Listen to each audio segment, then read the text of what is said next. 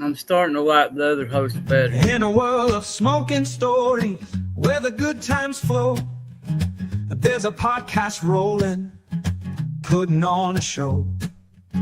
The three amigos gathered, mic in hand, you see. The Cigar Loons are calling, wild and fancy free.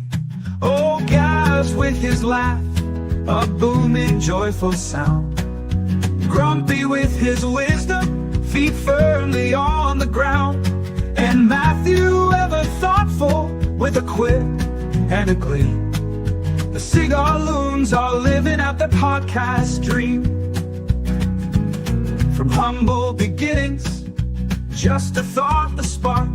Now they're lighting up the airwaves, leaving their mark. They talk of life and laughter, and the cigars they hold dear, dispelling all the worries, banishing all fear. Oh, guys with his laugh, a booming, joyful sound. Grumpy with his wisdom, feet firmly on the ground. And Matthew, ever thoughtful, with a quip and a glee. The Cigar Loons are living out the podcast dream. Through debates and discussions, they always find a way to make you feel at home at the close of every day.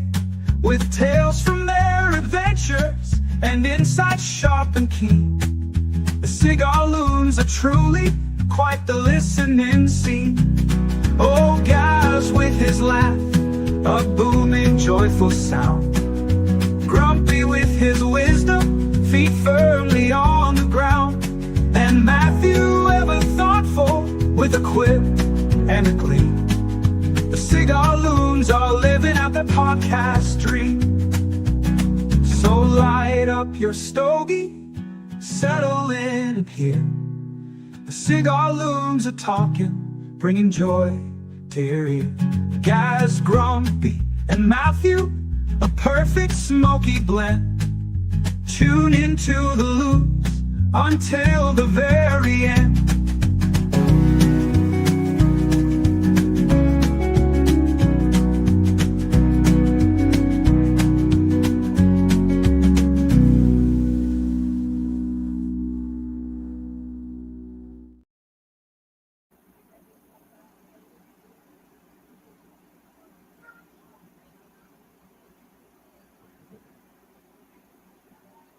How at everybody, and good evening.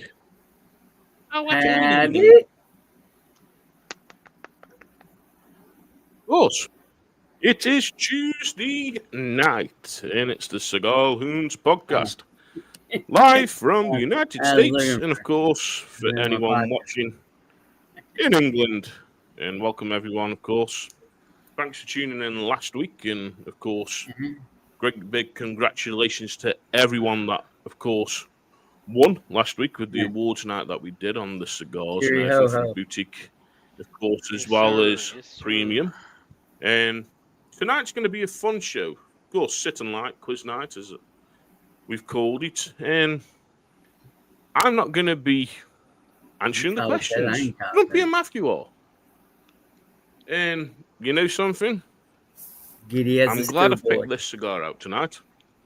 So, of course, the cigar that I've got tonight is Foundation Cigars. And, of course, it's the 10-year anniversary. And this cigar is very, very, very limited in the UK to the point there is only one box per shop. And GQ was very lucky enough to, of course, get a box. And for me to pick one up, and can't wait to sit down and smoke it. Matthew, what have you pulled out tonight? Well, sir, I've got the My Father the Judge Toro. It's a box press 6x56. It's got Sumatra Oscura wrapper, Corojo Criollo binder, and Nicaraguan filler, and it is a fucking delicious. I didn't know we were giving the full fucking write-up on our cigars. Fuck me. Grump, I mean, what have you pulled out, brother? I'm smoking a cigar. Mr. Is that what you wanted? Mr. Bougie, I've done slobbered all over the Queen of England up there. But we're not Go getting. fuck yourself. I've slobbered all over the fucking giving a Queen. whole thing. Yeah.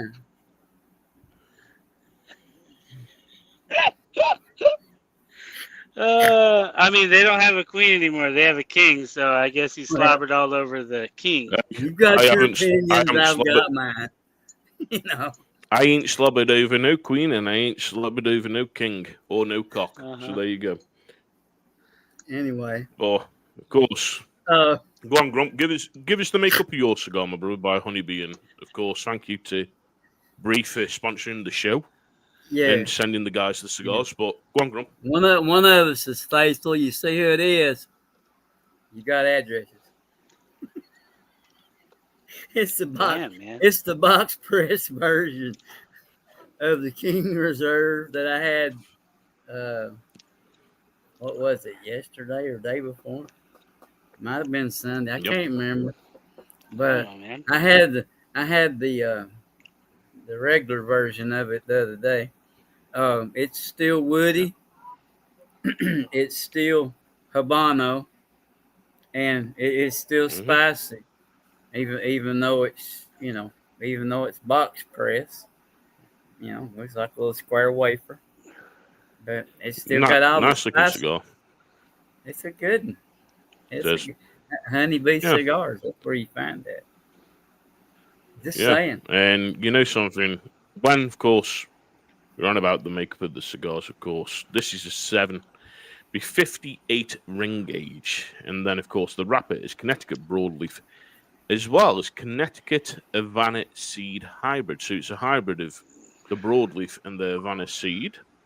The binder is, of course, Brazilian Matafina.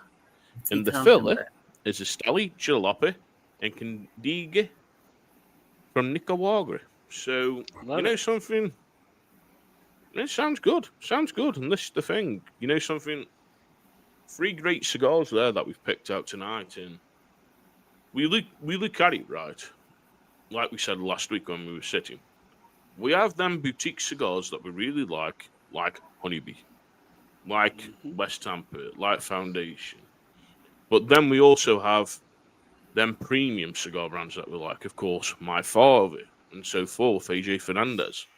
And I got to say, last week, when I sat down and smoked that new AJ cigar, Jesus Christ, I enjoyed that cigar. And it got Cigar of the Month. It's won Cigar of the Month today at the cigar event that happened in the UK. So well done to AJ for winning yet another award. And that is on his new cigar. And something, I don't reckon much of the event at Bossendale's, because Bossendale basically down in London, it's too close, Grump. You've got to be suited and booted. You've got to be nice and suited to be there. And something, you don't need to be suited and booted to be in an event. And these awards nights here in the UK, they're sponsored by Tour Importers, sponsored by, of course, C Cigars and Davidoff. And what you see every single fucking year, Tour Importers win an award, Davidoff win an award, C Cigars win an award. So when they are winning the awards themselves, how is anyone else winning an award? Now, Piers Morgan goes every year. A lot of different celebrities. Even Christy... Fucking hell. I'll even put it easier. Aurora Cigars, they won an award. Of course, the Master Blender. He's won an award. You've got, of course, one of the members of the PCA. He's won an award at this. To me, I think it's a lot of you pay for it, you win it. Over in the UK with these awards. And that's how I think. But, something... What did you... Before we get into the quiz night, because, of course, it's sitting night, and we're sitting at the moment, and we've lit up. How was Thanksgiving, my brothers? How was that? How was Turkey Day in the old United States? Seeing as you got rid of all those English dudes from out of there, and we don't celebrate Turkey Day. How was Turkey Day for you, Per? Peaceful. Yeah, it was nice. Ate way too much food. Yeah, that's the usual. I think I ate my last leftover turkey sandwich today at lunchtime. Oh, you're a day past the expiration, man. You might fall down on that. You're supposed to possibly freeze it yesterday. I cooked a turkey at my house. You violator, Sunday. You. My turkey was cooked on. My turkey was cooked on Sunday, brother. We're good. Oh, okay. Well, you got a couple of days extra grace, then. I guess. It already froze the extra from that. There you go, man. Yeah. That's Christmas. Did you watch the parade on TV? Because I know, of course, when I was looking through TikTok, I saw the parade come on, and we in the UK we watch that because it's like. We don't have stuff like that. Of course, Christmas, we have the light switch on, and the odd celebrity shows up for the light switch on. But we don't have the big parades like you guys, unless it's soccer, which we call football over here. And they win an award. Then we'll have that big, massive parade where the bus goes down with all the football players. They're showing off the trophy. Hey, look at us, we won. Apart from that, we don't really see that much. It's what we see, of course, from you guys in the States. And when me and Grumpy have gone on about this, you look at the news. Different things that you guys see here in the UK to different things what we see you guys in the States. And to see that is different to us. And you know something, I said to them, one of these years, I'd love being in the United States on Turkey Day. And just be able to watch the parade and gather what it's all to do with and appreciate Thanksgiving and appreciate being there with family, being there with friends and enjoying that day because that's what Thanksgiving's about to me anyway. So what is the meaning of Thanksgiving for anyone in the UK that doesn't know, Grumper Matthew? What is the true meaning of Thanksgiving? Have I just hit it on the nail on the head, or I was going to say, I think you pretty well nailed it. Honestly, it's about spending time with family. It's about getting together, cooking a ridiculous meal that, has way too many sides. Yep. Eating a bunch of bullshit, having some pie later. You know what I mean? Just it's about, watching football. Yeah, that's on there too.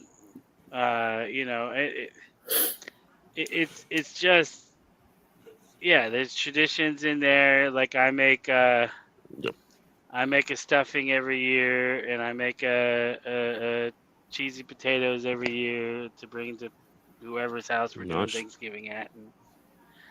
And, which stuffing, I would call it dressing, but I figured if I called it stuffing, you would know what I was talking about. Yeah, I know what stuffing is. Of course, we we normally right get now. He's seeing that little box sitting on the table right now. Yeah, exactly. I don't use that little box. Normally, you would be. Normally, we get the turkey.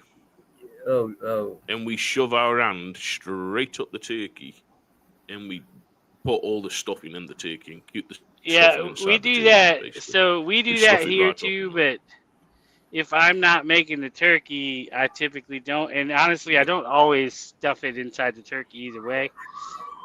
Sometimes I feel like it dries the turkey out. I don't, but that's not a bad idea. Oh, no. Brother, that crispy bacon on top of that turkey. Oh, that sounds like I absolutely love it.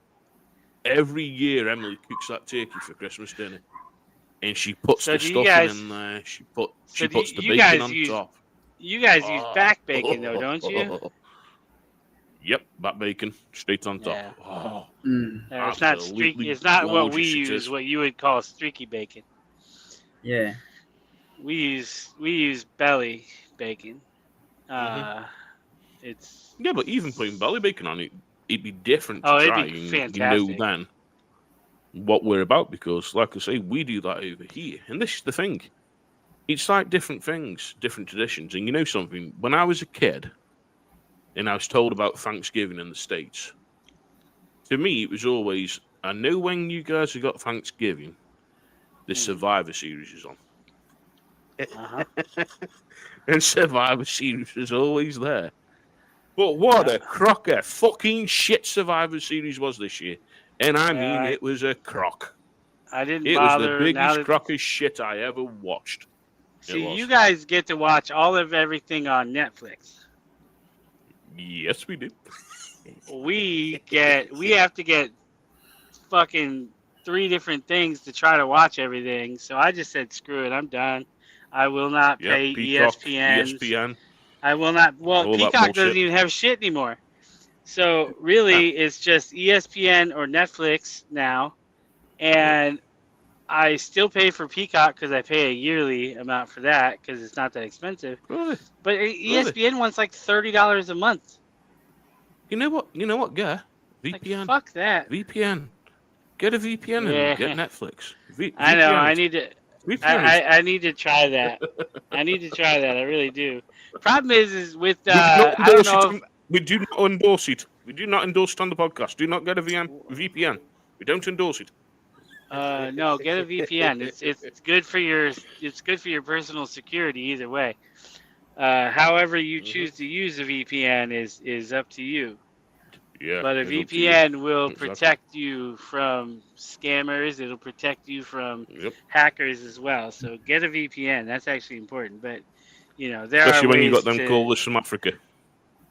Them callers from Africa, I tell you. Yeah. Every week I get a phone call and they're like, Mr. Williams, you've got $1 million Ugandan dollars. How do we send it to you? What's the best bank account? Well, who's left it me first? Who's left it me first? Your great uncle Leroy. Yeah. I haven't got a great uncle Leroy. Bye.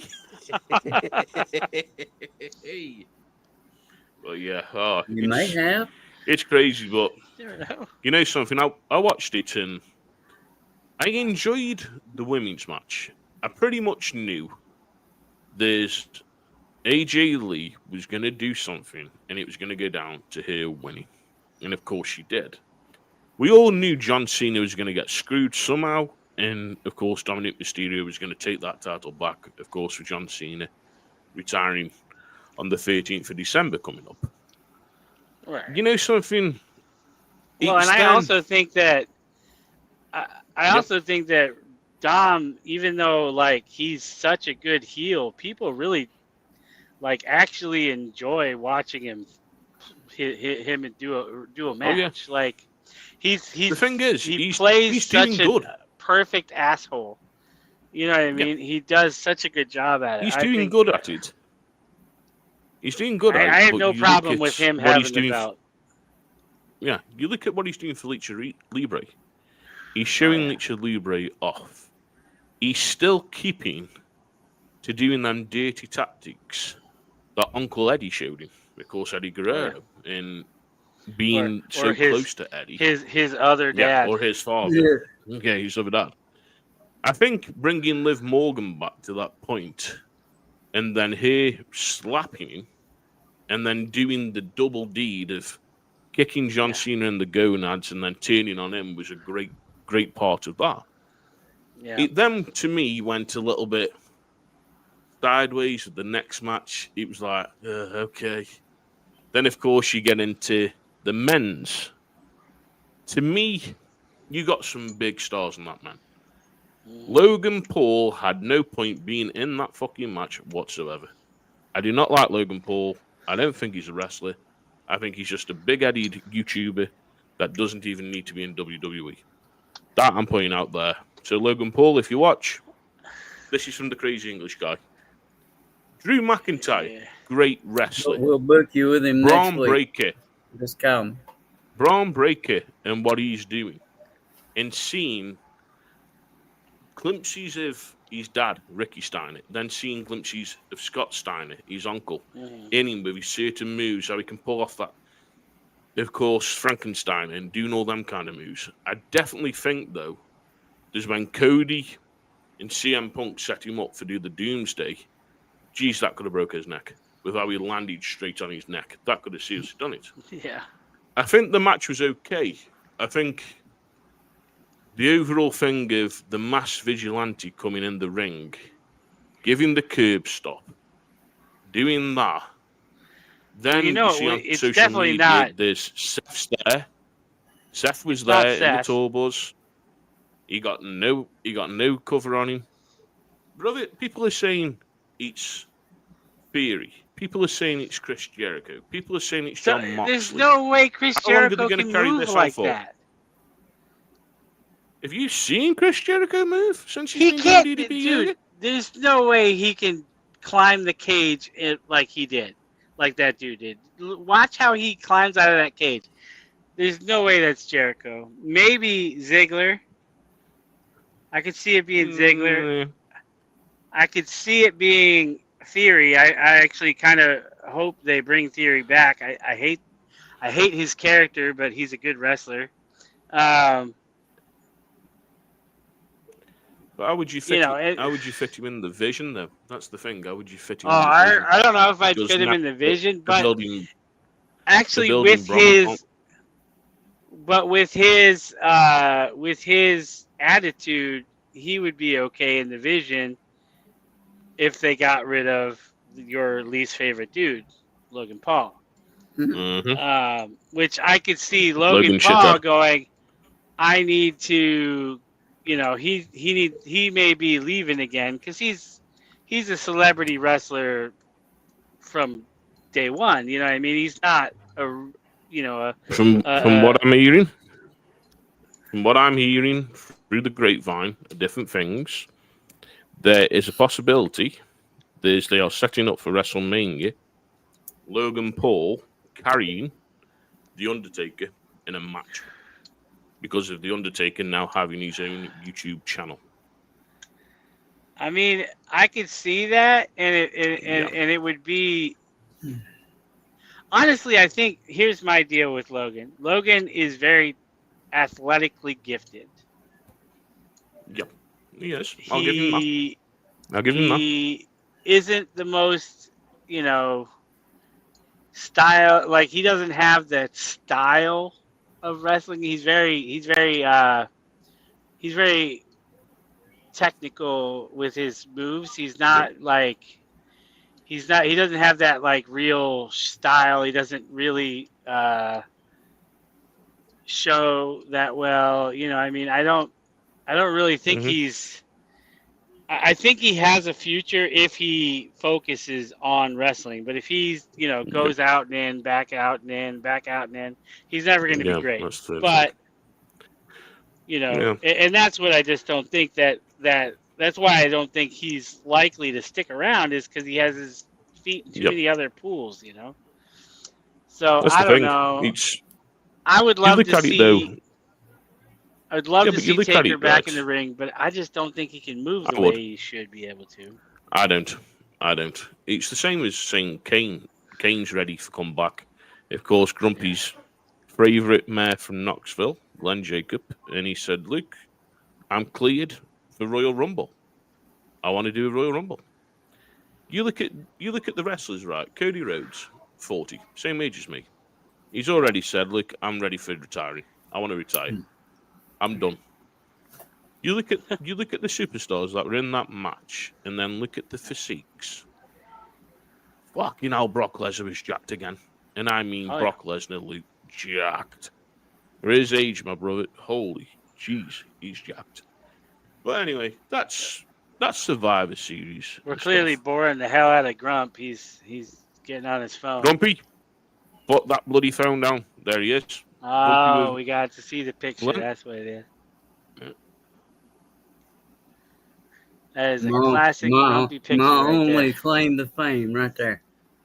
Other than the fact that I've met Tim Burchett face to face on the street, but that was back before everybody whipped out a phone and did a video and a selfie and stuff, man. Yeah. But Burchett would have been another good one, man. Let's not start being those people that drop names and stuff. I don't not. Yeah, but if you talking specifically about anybody.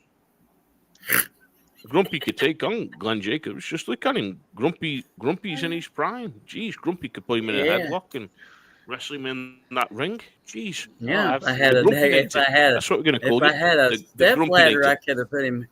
You know, if I had a step ladder, I could have put him in a headlock. They got ladders. Well, anyway. Yeah. Anyway, my brothers. Of course, it is sitting light, and of course, quiz night. So let's get the quiz on the show. Well, sitting lit, you know what I mean? Yeah. Fucking shut up and sit in your corner and get these questions right. I'm not the one that don't know the difference between football and soccer. I'm not the one. That's you. It's fuck off. It's a round ball. And by the way, you're the one who picked the name. The Brits came up with soccer. Yeah, and then we changed it to football. So there you go. Happy days. Yeah, well. Now get these questions makes you guys the whatever. Anyway, ask me some questions. Yeah. Right. So question 1. Is this wrong answers only? Up on the screen. So, what is the darkest colour cigar wrapper? So, yet again, what is the darkest colour cigar wrapper? So, your choices are Maduro, Colorado, Calero, and Oscuro. So, Grump, ding, ding, ding, we'll go with you first. We'll go with you, Grump. What do you reckon, Grump? And then we'll go to Matthew. Well, if I'm gonna have to guess out of them, I don't get my one that starts with the M, not the Maduro, but that other Metagapalapalapa thing. But anyway, I'd have to go with the Oscuro on that one. I mean, just saying. Okay. Matthew? Just an old man's guess. Oscuro. Okay. All right. I'm not going to reveal it until the end of the show. Oh, boy. Question 2. Get test results till the end. So, question 2. What are the 3 parts of a hand-rolled cigar? Oh, God. So, your picks are wrapper, binder, filler, label, cover, center, wrapper, leaf, label, wrapper, filler, label. What is it, Matthew? And then we'll get on to Grump. Wrapper, binder, filler. That's you want to phone a friend? So. You want to ask the audience? No, I don't need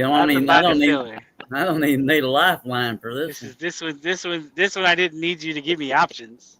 Yeah, no, I didn't need options for you. Could just ask. Well, my admission, it could have been like toe, foot. You know, that could have done it, but it wasn't. It was the other thing. So yeah, it's real easy. Yeah, well, it's okay. You know. So question number 3. Okay. Question number 3. What is the name of the tobacco grown in the United States that is most often used for high-quality cigar wrappers? Your choices are Tampa, Cuban Seed, Colorado Red, or Connecticut Shade. Okay.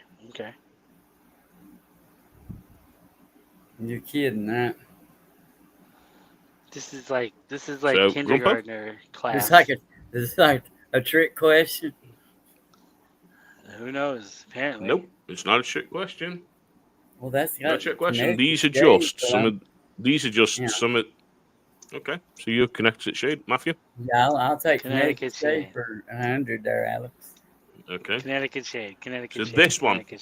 This one might throw people. Oh my goodness! So next Here comes the curveball. Excuse me. What group of names is at least one member who has not appeared on the cover of Cigar Aficionado magazine? All right.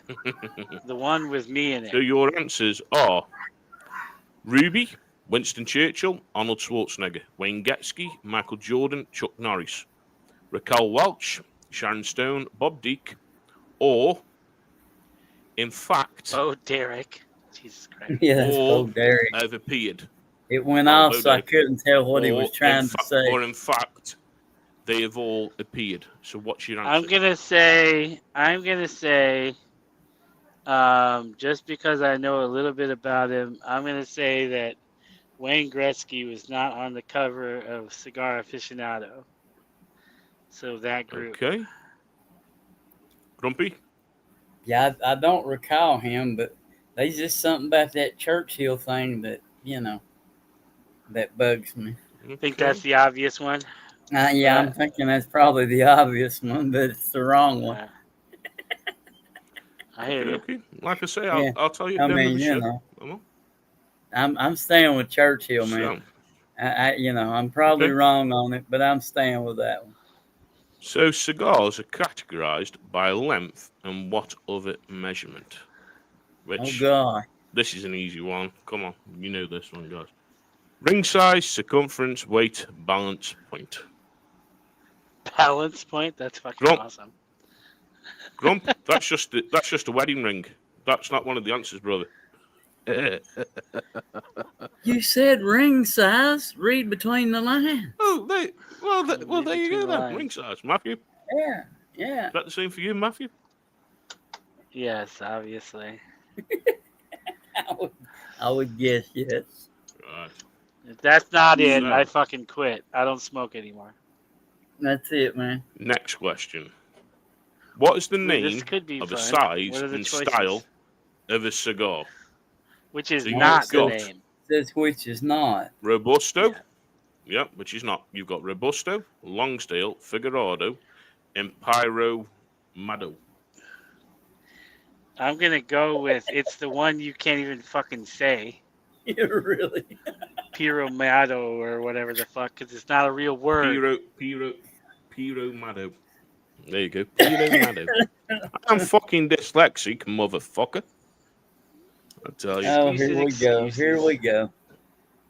Oh, don't you fucking say it. Wow, look at me. I've got disabilities. I bet you get this fucking one wrong. Because you're not in Europe, motherfuckers. Oh, no. I don't know the metric system. Who introduced tobacco to Europe? What are my choices?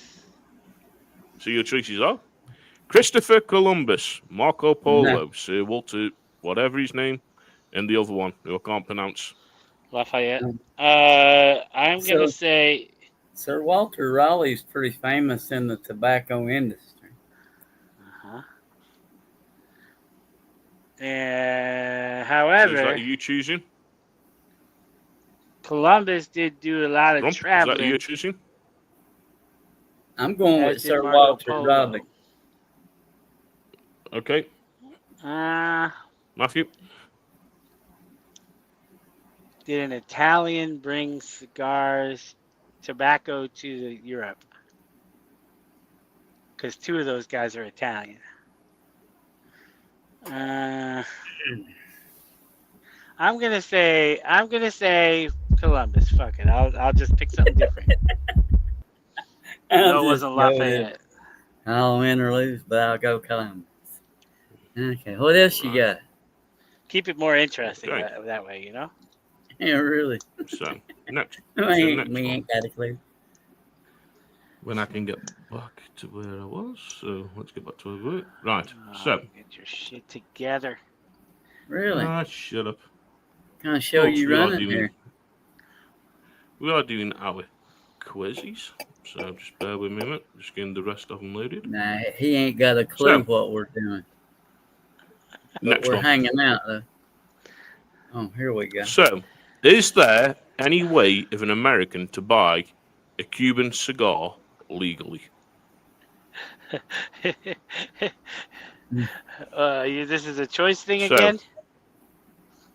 These are the things. Yes, if it is smoked outside the country. Yes, but only if it's made from pre-embargo tobacco. No, it is a violation of the Trading in Emergency Act. Yes, if the money comes from a Swiss account. So, what would your answer be? I'm going to say yes, but only if it's smoked outside the country. Okay, Grumpy? Well, I mean, it is basically the question is legally, can an American legally purchase a Cuban? Well, Yep. under that, I mean, well, yeah, I can travel. You know, Yeah, exactly. I can purchase authentic Cubans in several other countries. There's no embargoes like there is between here and Cuba. So as long as I'm enjoying them elsewhere, it's illegal to possess one here. Yes, Okay, it's But illegal to we'll go bring with them that back then. even. So. yeah, Well, you can't bring them we'll back go or with that. nothing. You know, here. So that the only if you enjoy it outside the country, man, there's all kinds of If I all go to kinds of places. Canada, So, Yeah, I can legally buy a cigar, a Cuban, and smoke it. yeah. right, so next question. So, what is the findings of the Surgeon General of the United States concerning cigars? So your choice questions are: cigars are safe as long as you do not inhale. Cigars are not safe, but secondhand cigar smoke is safe. Cigars are safe. Let me get that back up. Cigars are a safe alternative to cigarettes. Cigars are not a safe alternative to cigarettes. What would your answer be?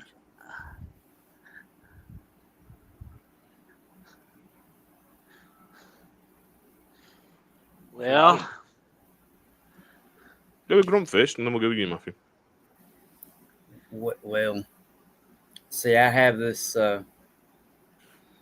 thing about the whole nicotine thing and the whole lie that's been told with that I'll be going into on my podcast shortly.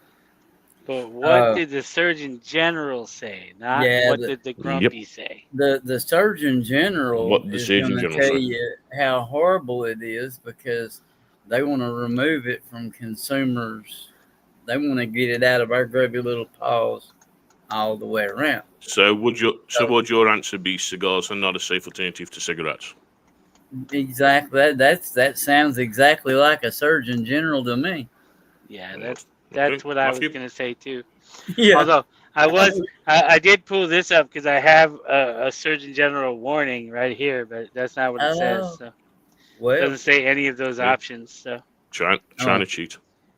Next it's question. my life. You buy a cigar to smoke on your birthday, which is in 3 months away. What are the optimal conditions to store a cigar for that length of time? So, cigars cannot be stored for that long. 80 degrees Fahrenheit, 20 humidity, 65 degrees Fahrenheit, and 70 humidity, 40 degrees Fahrenheit, 90% humidity. Wow. Good God. You have to wring that last one out before you smoke it. Well, so you didn't hit any of the numbers that I expected to hear. So no, at least on the temperature, but so we'll say 65 and 70. Yeah, that's as close. Grump. That's 65 and 70 is as close as that's as close as what any. It's actually really funny. Okay. That is the opposite of what I have my humidor set at. I have my humidor set at 70 degrees and 65%. Nice. Yeah. We'll go through now. How many you got right? So of course, you both know your answers. Actually, both of you haven't. Both of you have not got your certificate. We got one of them wrong. Nope, you more got than two. One. I got two wrong. Do I have to go back and do it all over again? You need to go back to school. Yep, you got. Which one did I get? Yeah, both of you. So we got the aficionado one wrong. So basically, number one. Know that. Of course. So I did two minutes. So, what is the darkest colour of the cigar? Of course, you both said Obscuro.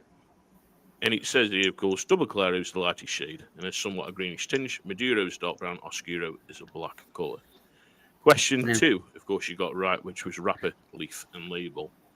Number 3, you got right, Fine. which is, of course, Connecticut Shade. That's the most used. Yeah. Then, of course, it says, when I asked you, which group of names hadn't been used on Cigar Aficionado?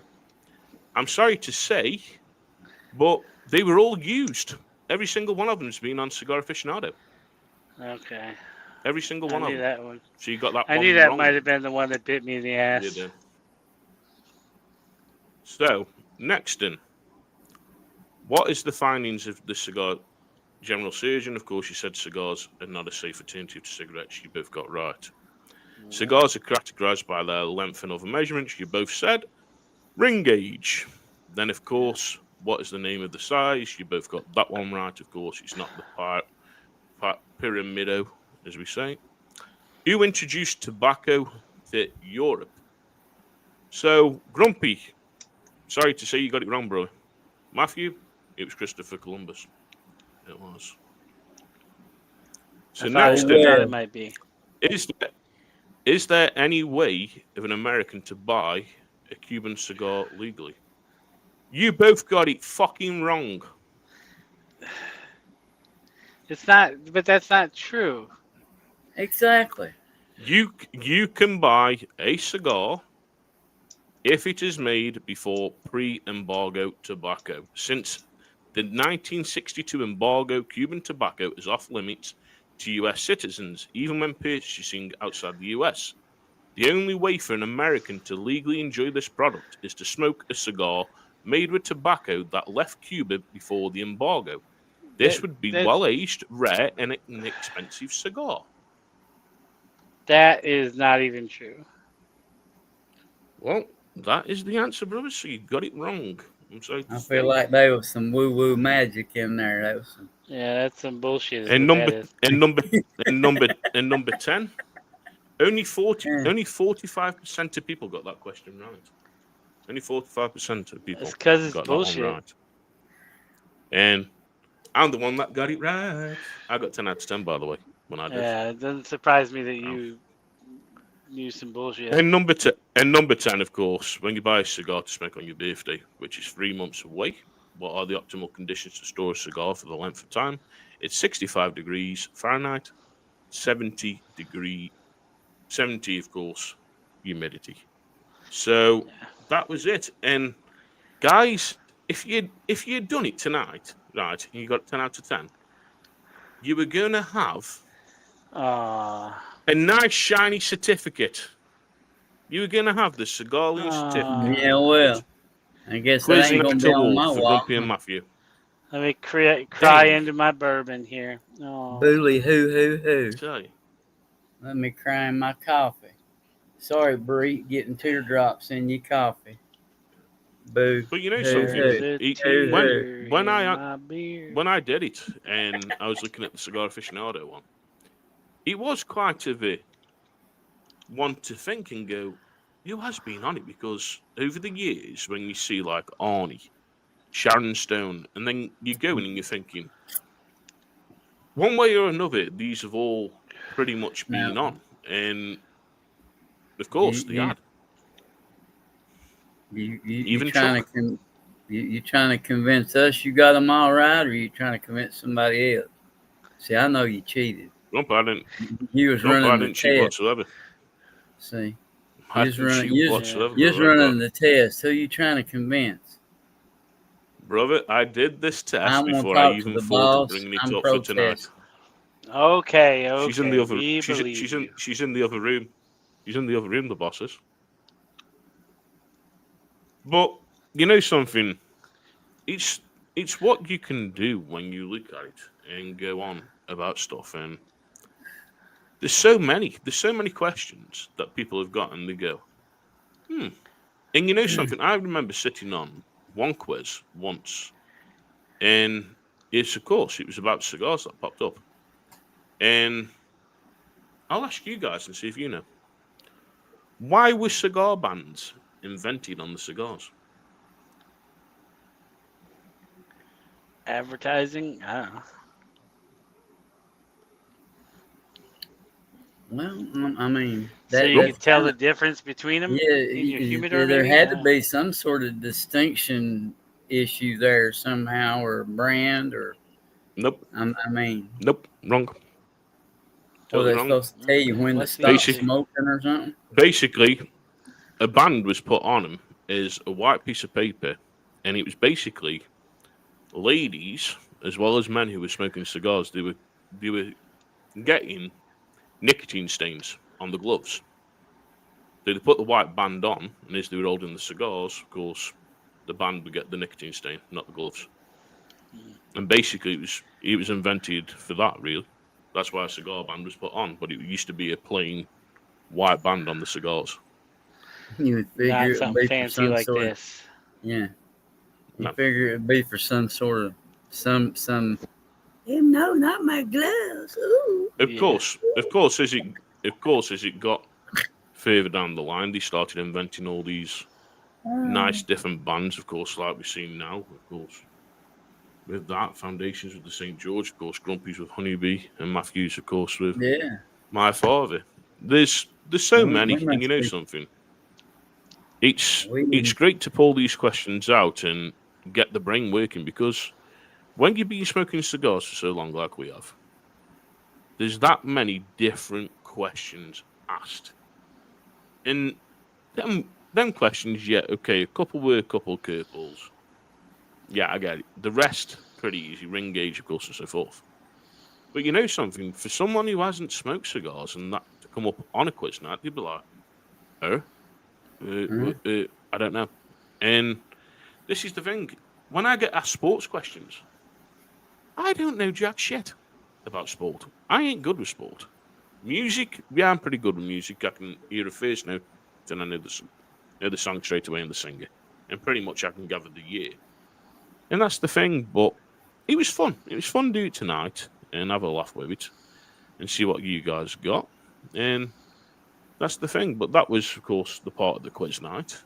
And just having a look there on Instagram to see if we've had any questions or any answers to. But I to everyone there on Instagram for watching. Are we live anywhere? If you're all okay. I to everyone on Rumble. And I to anyone else, of course. You know something? Nobody asks us nothing. Gotta say,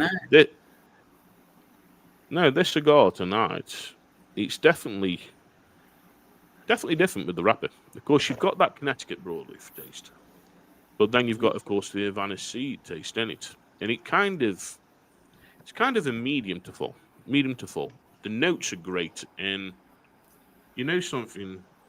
It's nice, and I'm getting a nice earthy taste to it. And that's the thing. These are my impressions of what I'm getting. So, of course, I'm getting that earthy. I'm getting a bit of cocoa, some sweet wood. And it's developing. As it's getting into the cigar, as I smoke it more, it is developing that pepper, and I can feel that pepper drying the mouth out. Now, tonight I've got, of course, Giro. And I've got Giro American Bourbon Cask. And I've not had a swig of it yet to see how it pairs.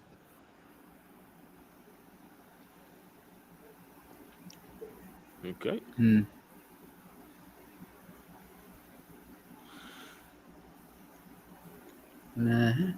See, like,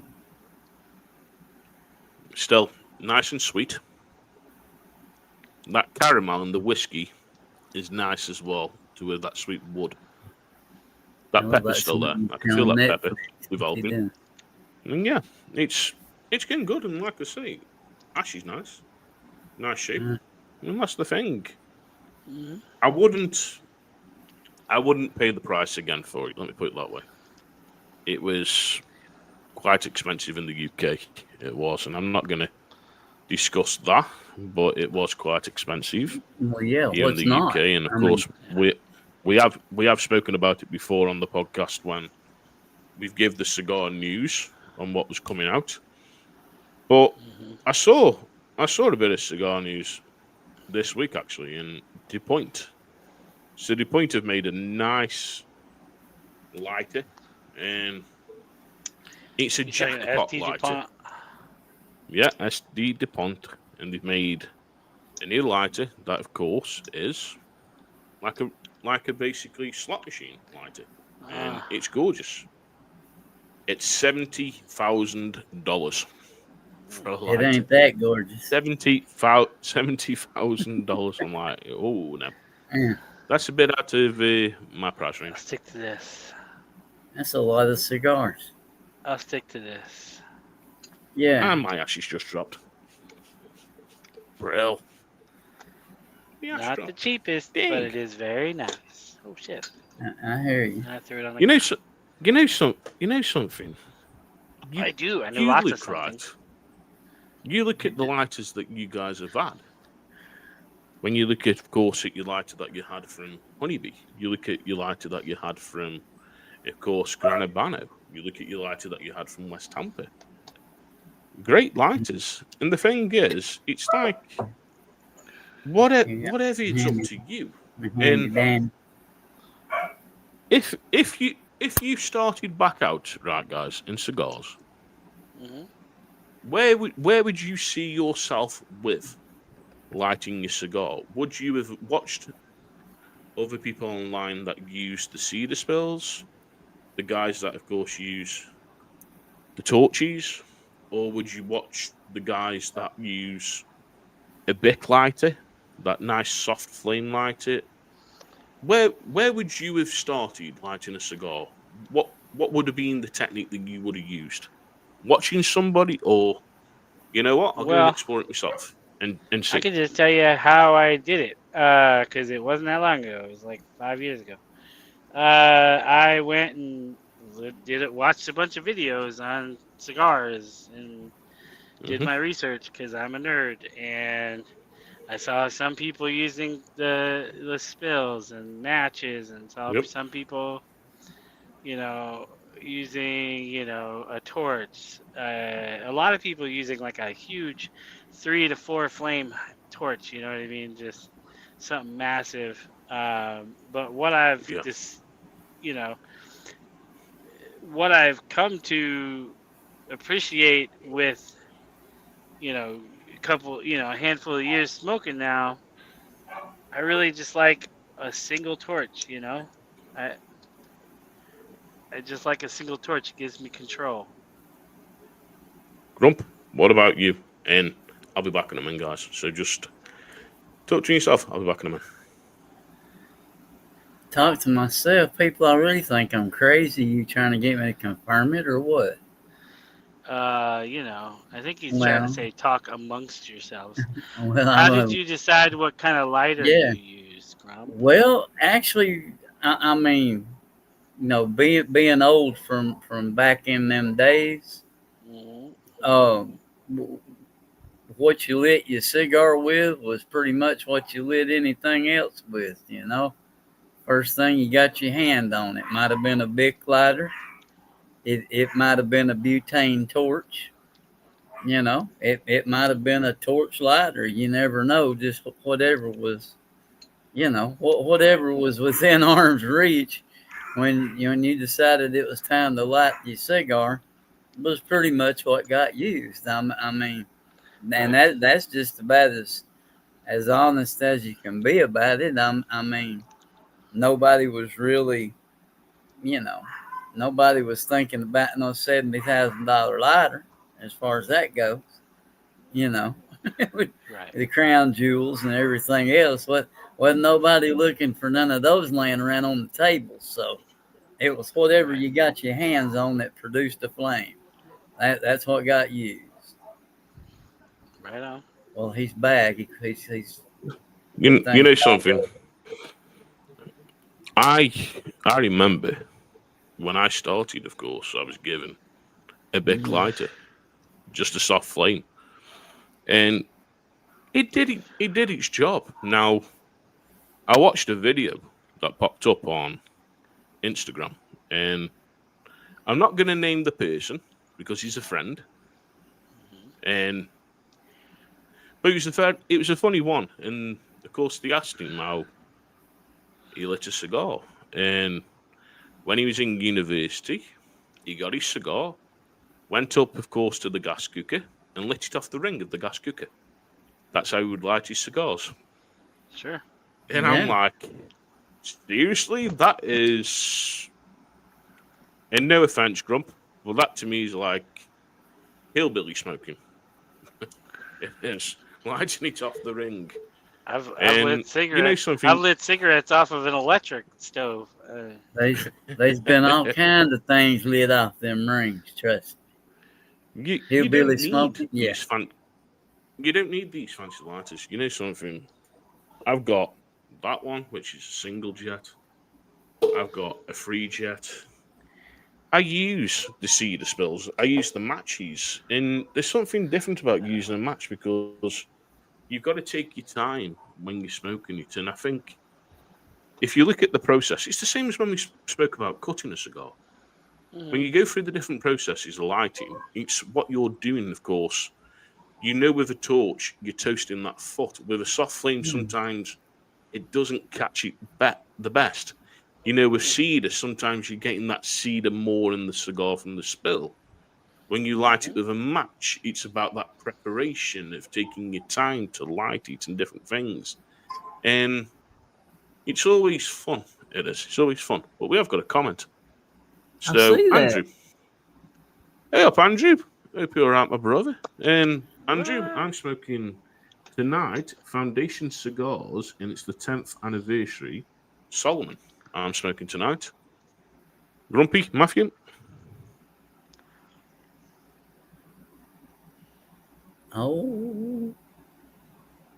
So Matthew, of course, has got The Judge by my father, and Grump. Honeybee King Reserve. Honeybee King Reserve box press. Yeah. And then hope you're okay, Andrew, and thanks for joining. Yeah, man. So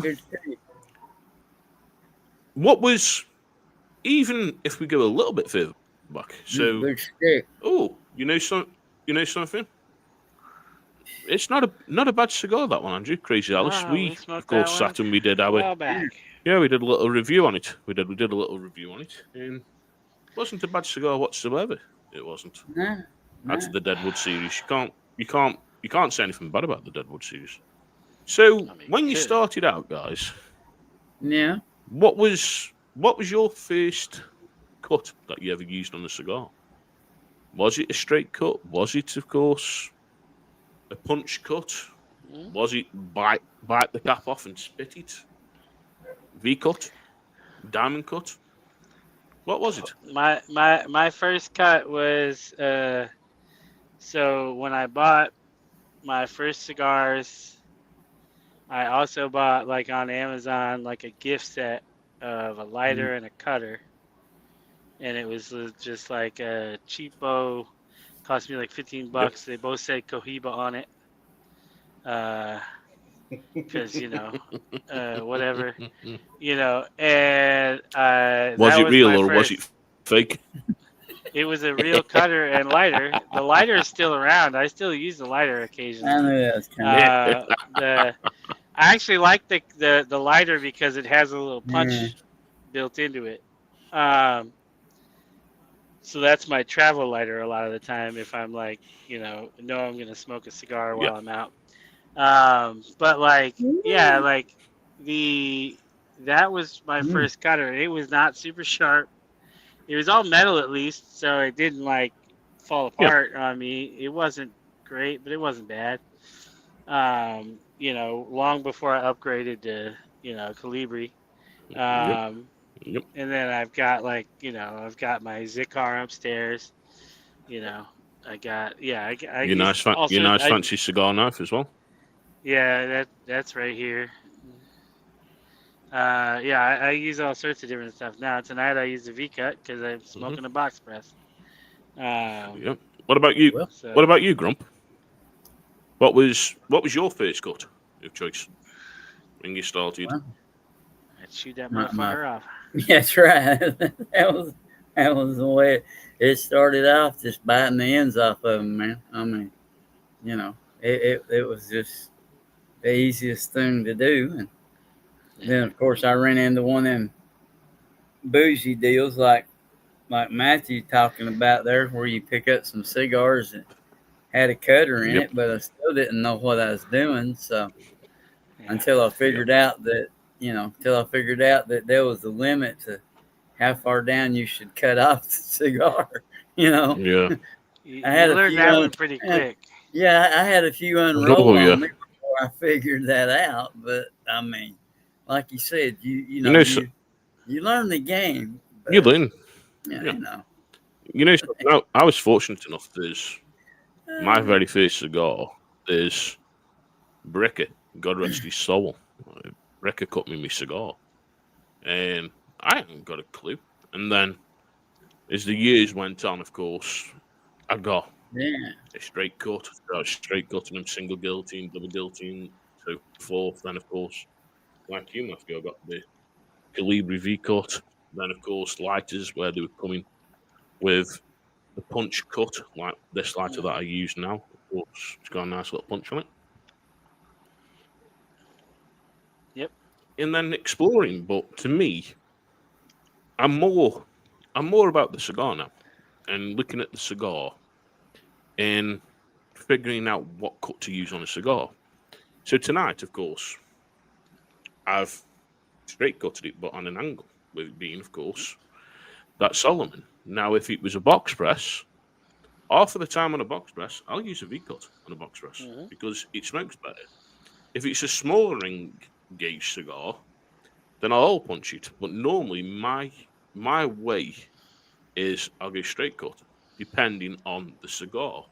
So, are you guys pretty much the same as you look at the cigar to what cut you use, or is it you've just got your favorite cut now and that's what you use constantly? Yeah, it definitely depends on the cigar. Part of it is I really have gotten to the point where I do try to get as little shaved off as possible, which is why I really enjoy which I fucking just nicked my cigar wrapper by trying to peel the damn band off, whatever. Careful. Got a hole in the side of it now. Anyway, so I like that perfect cut. It's actually the one that Grand Habano gave us. I love that little cutter. It's plenty sharp. It definitely depends on the cigar though, because like I smoke a lot of the like the Man of War Puro Authenticos, and those have a little pigtail on them. So you can't, well, not even really a pigtail. It just has a little thing sticking out the end, you know? And you can't really use a perfect cutter for that. So I do use my Cigar straight cut on that. But like, like you just said, a lot of times if it's a Perfecto or a Solomon, I'm going to use either a straight cut or I'll use a V-cut on it. But like, before I go down to Grump, why you guys are here? Matthew did say, of course, how's your Thanksgiving? So, of course, he wasn't here at the start of the show when we mentioned it, but he's just asked how your Thanksgiving was, guys. It was great. Yes, excellent. Hope yours was also good. But yeah, yeah. So what about you, Grump, with cutting a cigar? Are you the same as me and Matthew? You look at the cigar to decide what cut, or have you got that favourite cut that you like, that you use all the time? I'm starting to favor, the V cut. I like that. If you have like the pyramids or the bellicosos, whatever, with the little point, the pyramid end on it, that V cut makes that nice, and gives you a nice chunk off of there to open that up. I used the perfect cut on this one tonight. I like that very well. Like Matthew said, that's a good quality little cutter right there. And a lot of times I don't as much anymore, but used to, like on a 60 ring gauge cigar, the bigger, about the biggest that I really like. But a lot of times I would just use the hole punch on those 60 ring gauge. But I'm almost liking that V cut on those. Now it seems to open them up a little better. I'll oftentimes do like what they call a crown cut on those. Yeah. Yeah. Normally I do on the 660. I'll use a crown cut now and again. It depends. This is the thing. Everyone gets into their own swing of things when they're smoking cigars, don't they? To what cut they like, to what they like lighting. Mm-hmm. But my next one for you guys, of course, bit of a thinker, and I did say to you in our WhatsApp group, I was going to ask this tonight. So, what it was, I was just sitting and playing around last night, and I thought, you know what? It should be a great question to ask. So, if it's the end of the world, and we knew it's the end of the world within the next hour, your last ever cigar, actually no, last 2 hours before the end of the world, right? Because it gives you enough time to have a meal and stuff. So last cigar, last meal, and your last ever song to listen to before the end of the world. And it's the end of the world in 2 hours. What would be your last meal, last cigar, and last ever song that you'd listen to?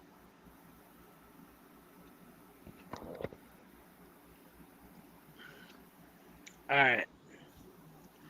I got 2 hours. And Andrew, by all means, you answer as well in the comments, my brother. I'd love to see what you come up with. I would. The cigar is any cigar I can imagine, or it has to be something I currently have? It's going to be it can be any cigar. So basically, your last ever cigar that you'd have. This is a real. All right. So, I am going to take out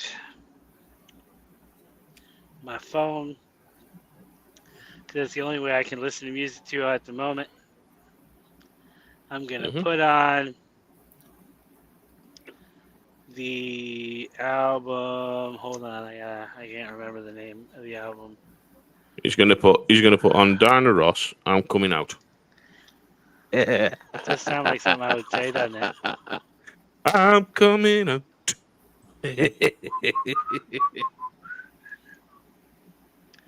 No, not I'm Coming Out. Come on. All right, I'm gonna put on. Well, Matthew's already beat you. To the question. I've already beat him. So let's just read Matthew's out first. Andrew. Matthew's put Crazy Train. I'm Matthew. That's Andrew. Opus. Yeah, I know that's Andrew. I'm just saying, Matthew. Andrew's already. Fuck me. Stop confusing me. Andrew said Crazy Train. Nobody's got to help you with that. And French fries. That's what it is with me. So Matthew, of course.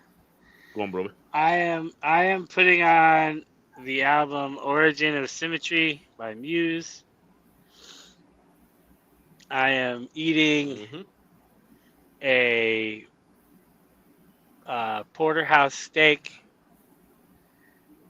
with a baked potato loaded up with sour cream, butter, cheese, bacon.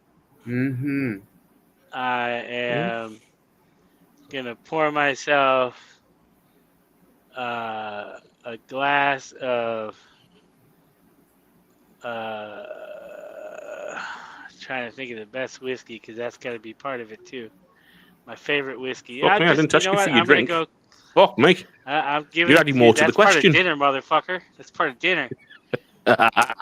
I'm gonna pour myself a glass of Wild Turkey Rare Breed, and I'm gonna then take out and light up a CAO Amazon base. And then I'm gonna die happy. That's interesting. Okay, so Grump.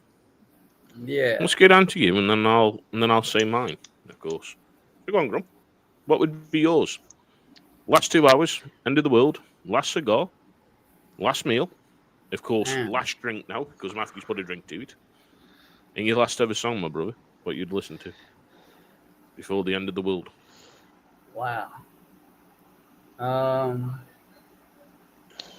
That last song thing, man, that's a tripper.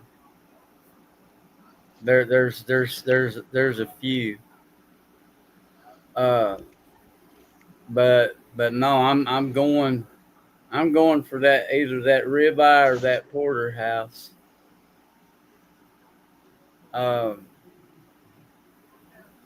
Smothered with mushrooms, the whole nine. Oh yeah. Baked potato loaded to the gills. You know, the ultimate fat boy meal. Yeah. Ultimate We're fat boy meal. definitely going. Yeah, we're definitely going that route there. That last cigar is a toughie too. I mean, as it being the last one, I think it would be Circle of Life would be a fitting one for a last ride out. I don't know if I would, I would strongly consider joining Matthew on that one last shot of turkey. That one that's last interesting. shot, one on the way out. I don't know. That or my normal black coffee, one of the two. That last song, man, that's a tripper because, I mean, Every Mother's Son from Skinner, Yep. Simple Man, Good song. Yeah, Simple Man, no good song. Ozzy, Mama, I'm Coming Home. Oh yeah. I mean, and Stairway to Heaven, and it would be a hard one to say whether the original Zeppelin or the heart cover. That would be the heart cover. Yeah, man. I know you like that heart cover. But there's so many, there's so many of them final songs, But yeah, that, so when I had a thought about it when I put it in there, and of course I was going to ask you tonight. To me, I've got to agree with you guys. Steak, mushrooms, onions, chips, onion rings, nice peppercorn sauce, drink. I'd have me Metallica, blackened whiskey, cigar. I'm going to say blackened M81 cigar. Of course. Song to go out on. Metallica, I Disappear. Because you think, end of the world, we're all disappearing. So I Disappear. That'd be my song to finish it off. I Disappear. There's so many, and you know something. I think I'm gonna start asking this question to the guests. We have the guests on. So how I normally ask them, 5 people, alive or dead. I'm gonna ask them this one instead. Let's see how long it is before this question gets nicked and gets asked. Yeah, but it's interesting because there's so many songs, and I just want to put it out, of course. You guys are still in the 2nd of December. Over here in the UK, of course, it's the 1st of December. And today, of course, would be, if you were still alive, the legend's birthday. And, of course, it'd be Ozzy Osbourne's birthday, the 3rd of December. It would. And Ozzy's up for an award.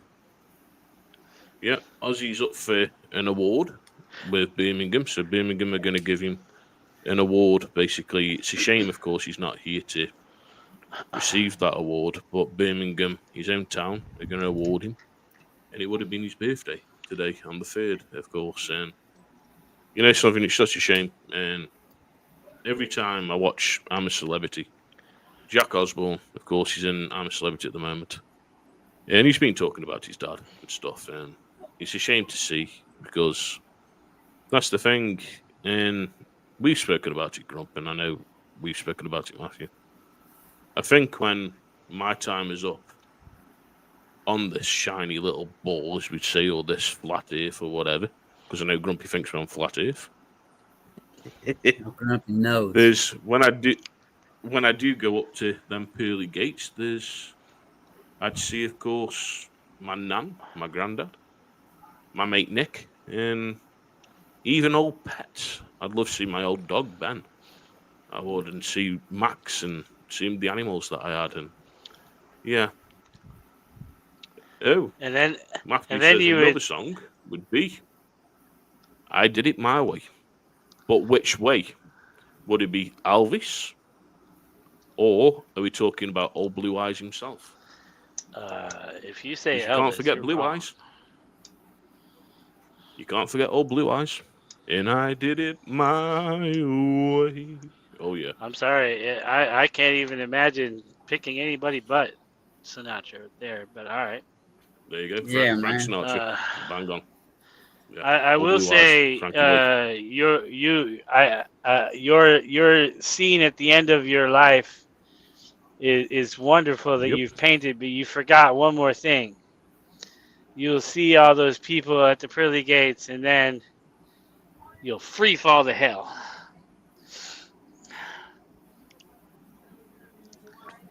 Brother, if I'm getting on that fucking crazy ride and I'm on the highway to hell, I'm taking fucking you with me. I need a running mate down there, so you're coming with me. I'm sure I've got a one-way ticket there anyway. We're on the highway to hell. I'm not sure what's got a hold of these two tonight, but they both off to the hook. Well, sir, I can't be responsible for them. I'm not saying that I want to go there. I'm just saying that if the one thing, I hate being hot, so I don't want to go there. Yeah, snap. I want it to be nice and cold where I'm going. Jeez, I want snow.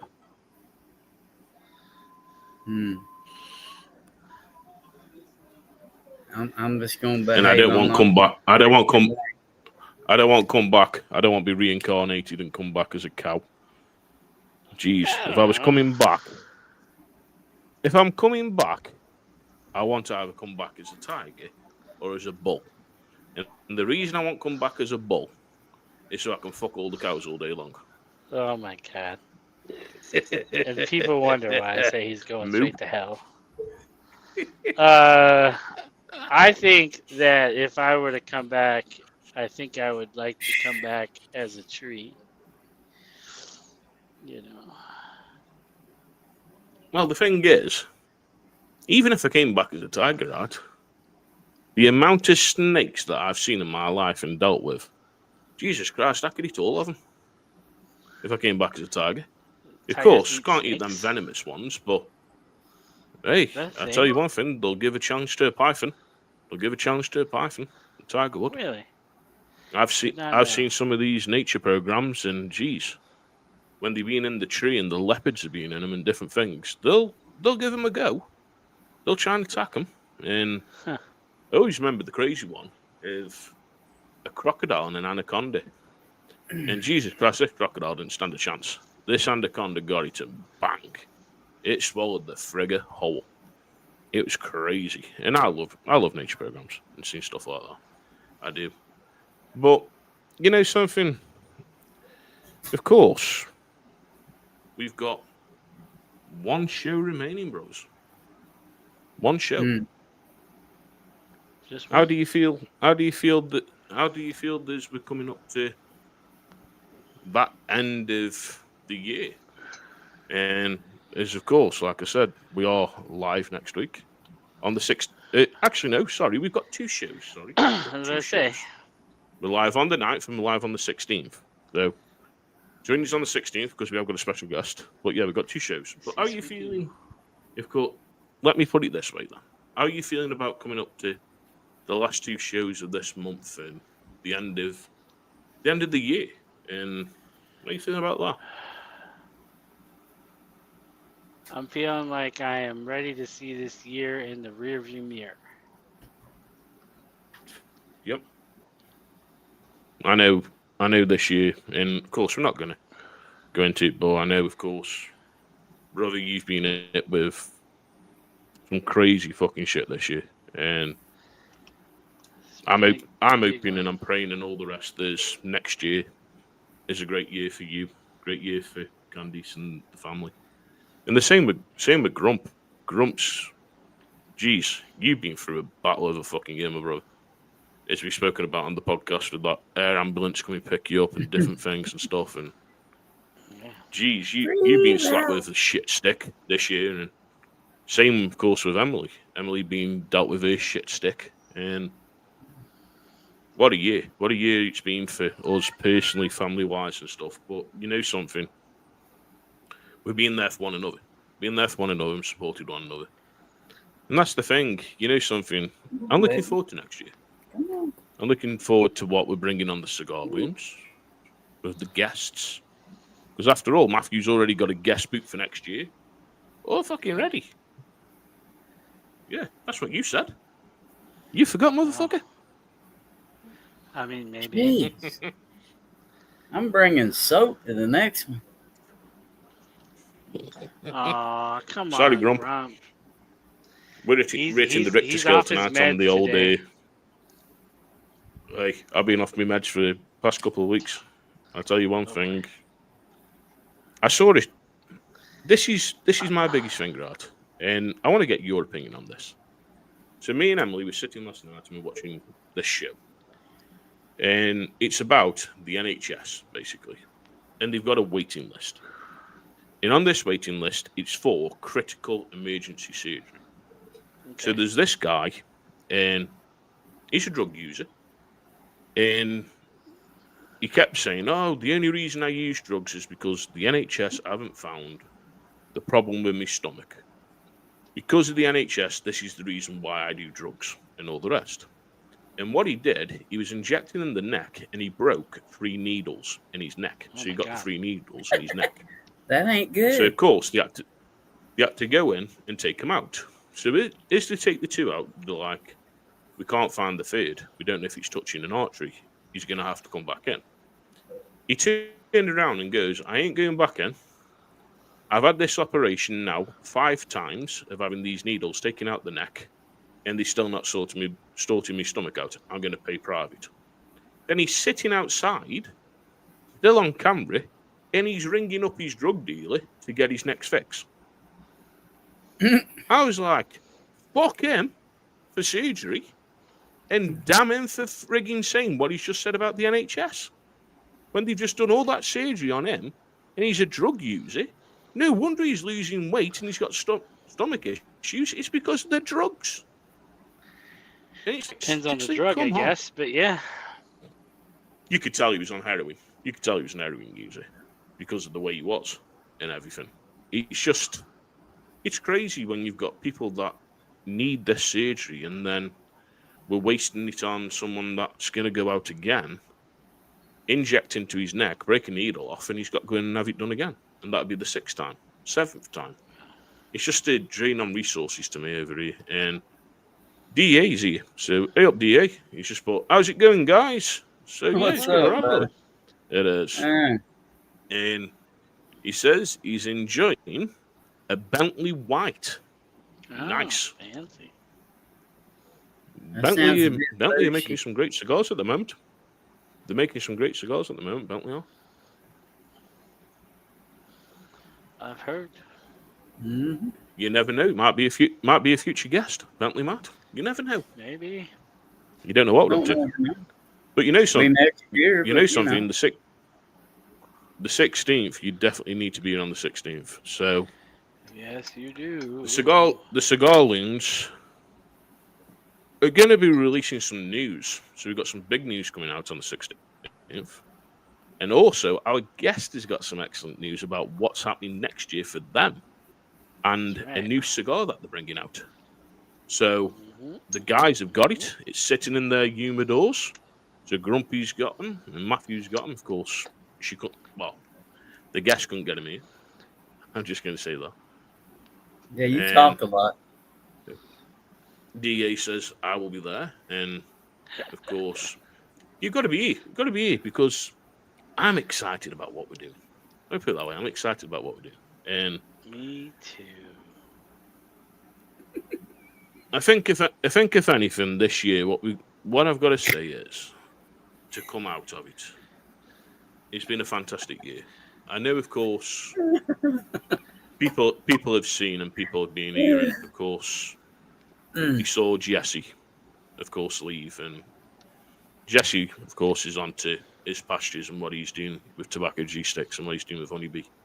And we wish him all the best, of course. Cigar Piper left us, and he's doing his own content and everything. And we wish him all the best. And you know something, we hope they've had a great Thanksgiving, and they have a great Christmas, and they have a great New Year. And this is the thing, everybody's got their own thing that they want to do overall over the years. And I just want to put a thank you out to them for helping with what we've done this year and everything. And of course, next year, it's the three of us and what we're doing, and of course, what we've been doing this year. So thank you to you, Matthew, and thank you to you, Grumpy, for what we've been doing. And we've smoked some awesome cigars. I still say that list, when you look at that list last week, Bree was over the moon, Louis was over the moon, Chantal from Balladoma was over the moon, and other people have reached out and said thank you for recognising our cigars. And that's what it was about, just recognising the cigars. And if anyone hasn't caught, of course, what we were talking about, you can catch it on YouTube. And that was the Cigar Loons Awards night. Tonight, of course, it's been Sit and Light and Quiz Night. And Grumpy and Matthew got a couple wrong, so you couldn't be gifted their certificate tonight. So I'm sorry, guys, but no certificate this week. Maybe next time. Yeah, well, you know what you can do with it, because I ain't retesting.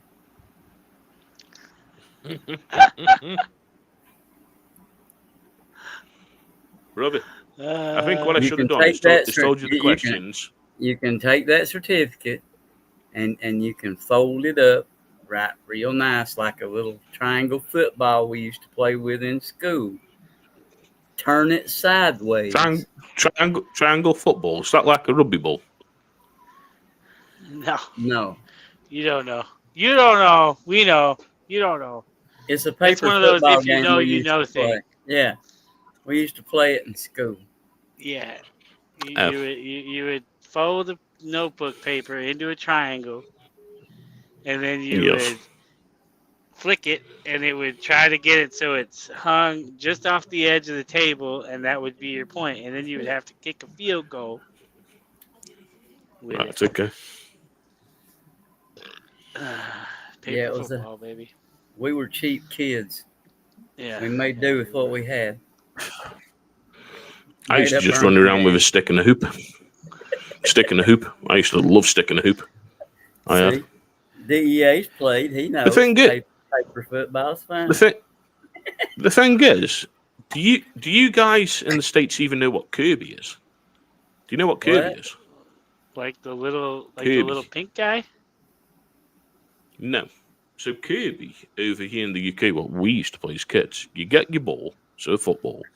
Kirby, and if the curb's of the road, well, over here, you get your ball, and the curb, you'd be standing opposite ends of the curb. And you would have to bounce that ball and hit the curb, and it'd come back to you, and you'd score a point. Okay. That was Kirby, as we used to play over here. I had plenty of fun playing Kirby. I did. I absolutely love playing Kirby. One of our favorites over here is dodgeball. Yeah. Yeah, they brought that in over here just at the end of high school. And holy shit, I saw one of them balls hit somebody in the nose and break the nose. And I was like, yeah. Went to Catholic school. Oh, yeah, okay. Dang. That's some rough. It does sound like wall ball a bit. Wall ball, dodgeball. So it's a lot like it, yeah. That red wall ball. Yeah, that red rubber ball. Wall ball and Kirby sounds real close to the same. Yeah. Well, let me ask you this one, guys. And I've said this to Emily today, right? So no matter where you are, so you guys know I was born in the 80s, of course. Matthew, you were born, okay. In the 80s. Grumpy, you were born, 58, buddy, 58. I was gonna say 58. I was gonna say 50s, and then I was like, wait, I don't know. Yep, 58. So do you guys think then, right? 6, In the era that we were born, the 50s, 60s, 70s, 80s, 90s, before mobile phones, before the internet, before computers and all the rest, do you think that we had the best childhood ever with what we did as children? Yeah, I think that is obviously what we're gonna say. We had pre all this technology. We were able to go out and just have fun. With the way it was in the U.S. at least, I mean, they kick our asses out of the house in the morning, tell us to come home when the streetlights come on. That's it, man. Snappy. Same here. And, go out and don't come back until that light goes on. Or if I shout you come back for your dinner. Okay, Mom. Exactly. If you don't show up, then you get shouted on. Well, you just don't eat dinner. And sometimes over here, you better hope they shout loud because you liable to be 3-4 miles from home. That's right. I mean, we did all sorts of things. I mean, we talking about games we used to play as kids. I used to play a game, and I don't know how old this is, but probably it was pretty. It had a really, we'll say, politically incorrect name as to today's standards. Right. But it started with smear the, basically what you do is you get one guy all the way down at the end of the field. You have everybody else, a bunch of kids. They kick the ball all the way down to that one person. They would catch the ball and try to get to the other side of the field without getting tackled. Yeah. That was a fun game. We had all sorts of fun games. We had Manhunt, where we go to the park at night with glow sticks and pellet guns and shoot at each other. Well, never to that extent over here. We wouldn't go and use that. Oh yeah, we had the pellet guns, man. We had the BB guns. BB guns. We shoot BBA's back in the kick the can days. Yeah, I remember that myself. I don't remember kick the can. I never played that. Yeah, but you look at it, right? I remember going home, going out, down to my friends that got all this farmland, building forts, staying out, hunting, lighting fires, sleeping there, jumping in the river for a shower in the morning, and packing everything up, going home. That used to be the weekend, and none of this with the internet, none of this with computers. And I remember when computers started coming out with Atari and different things. I had the old Amstrad where you put the tape in the computer and it'd play. And first ever game I played was Batman, of course, on it, and golf and stuff. And then PlayStation coming out, and I remember dial-up internet. I think now you look at kids. Kids don't know how to interact with one another unless it's on a phone or Snapchat or WhatsApping or stuff. And I think then you look at it as well. The age of bullying. Don't you think bullying's changed? Because I said this to them. We go school, we get bullied at school, we'd sort it out with the fists and we'd fight. We shake hands and that'd be done. Now you look at it, they're being bullied in school, they come out of school, and then they're attacked on social media. So Facebook, Instagram, WhatsApp, you name it, they're attacked there. I think if anything, we had it great. And you look at the music. Yeah. We had great music in them times as well. When you look at the bands that we had, like Kiss, Ozzy Osbourne, Iron Maiden. Then you look at Roxy Music, Elvis, Dolly Parton, Kenny Rogers, Willie Nelson, stuff like that, and so forth. We had great bloody music back then. Oh yeah. This music now, it's like you listen to it and you go, "What's he just said in that? What? Why is it all swear words in a song? Seriously? Yeah. Why did they need to use that horrible M word in the songs. And this is the thing. I probably heard that word maybe twice in my life as I ever heard that word. And apart from that, we didn't hear it because we were told don't use that word. But now you've got people going around and going, "Hey up, my G, wagwan," and stuff like that. And you're like, what the hell are you saying? What are you talking about? And DEA's even said it, of course. Back in the day, we settled bullying after school. Yeah, damn right. We did. And he's put "if" for the first time in 35 years on a rap song in the Billboard top hits. Yeah. It's crazy when you think. And I like the different genres of music. And to be honest with you, I am stuck in my old genres of music. I'll listen to 80s, some 90s. To be honest with you, I can't really remember much of the 90s because I was drunk. I was drinking heavy in the 90s and drinking heavy in the 2000s, early 2000s anyway. And can't remember much.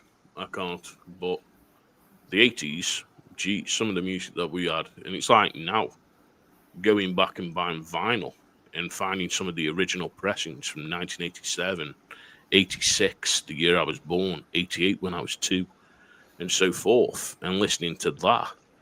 That's proper music. Not like this music now. It's just crazy. It is. But yeah. Man, you really sound like an old man tonight, brother. As far as music goes currently, I can't get behind a lot of what's popular, but there's still plenty of good music being put out. Brother, you said before we started about Machine Head. Yeah. I remember Machine Head being at Download in 2013, and I don't know if they were drugged up, stoned, well, they might have been drunk, or what. But to me, it sounded like absolute shite. And it sounded like people had got the nails on a chalkboard. Sometimes that happens, man. Sometimes bands will have a bad night, too. You know. That's I was the like, one thing. Dang. But my ex, it's rough. Lucas's mum and George's mum, she absolutely loved that band. And she watched them and she enjoyed it. But to me, I didn't. Then when we was standing and we were watching, of course, Black Label Society, she didn't like Black Label Society. She's like, why is he pulling on the strings and why is he doing this to the guitar and all the rest? I'm like, that's Zakk Wylde. Do you understand Zakk Wylde? What he's done for Ozzy? His own stuff? Come on. That's what he does. Same as when Jimi Hendrix, same as Prince when they were playing the guitars and basically making love to him. Because that's what they were doing. They were making love to that guitar and making it do things that you never seen before. It was. Oh yeah. But what did you think of Hawkwind? What did you think of Hawkwind when you were listening to Hawkwind before we started? Well, that little bit I heard, I'd rather listen to that than Motorhead. Like I said, Hawkwind started out with Lemmy, and Lemmy left, and then decided, of course, to make Motorhead. He did. And I know Motorhead's not for many people, and this is the thing. Well, but when you look at the guy, just look at what Lemmy did, right? I respect the band. He had Motorhead. Yeah, he had Motorhead. He wrote music for Ozzy Osbourne, different people, and Ozzy always remembers, and I read it in his book. He went to Lemmy, of course, at the famous Rainbow Club, and he's like, I need a song. How long is it going to take you? And Lemmy turns around, he goes, 2 minutes. He's like, what? He says, it'll take me 2 minutes. Well, what do you want? Bottle of Jack Daniels and a carton of cigarettes. So Ozzy took him, of course, this book that was on Germans, because they were both into the Germans, the army, and all the rest. And Ozzy goes back, and of course, the song that was written was Mum Around Coming Home. And Lemmy turns around and he goes, Ozzy, You can take that fucking book back. It was a load of shit. And Ozzy's like, what? You've read the book as well as writing the song? He's like, yeah. That guy, with what Lemmy could do. And the thing is, I'll say he was a great treasure because he's from my hometown, Stoke-on-Trent. And that's the thing. To see what he's done. He's more famous than Robbie friggin' Williams. I can't stand that dude. I cannot stand Robbie Williams. I do not like the guy. Yeah, Robbie Williams is one of them people that he's much more famous in the UK than he is everywhere else. Not really. He's kind of died down. He did. And well, yeah, his last song. I never heard of him. Have you seen his last song? You seen his last song that he did? No. No. So his last song that he did. Well, if you check it out, his last song that he did, he had none other than Tomi Iommi playing the guitar on it. He did.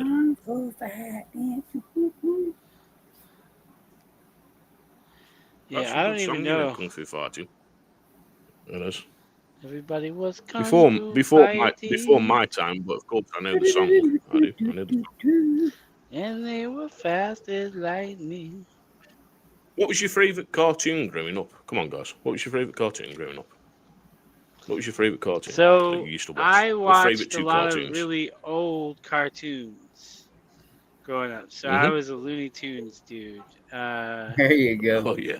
I really loved Looney Tunes and, like, you know, even like the old Hanna-Barbera stuff, like Huckleberry Hound and, you know, Rocky and Bullwinkle. And, yeah, that was my jam. Hong Kong Phooey.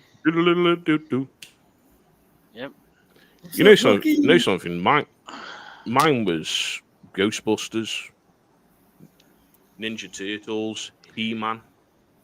Stuff like that. I used to actually love Thundercats. We didn't have cable.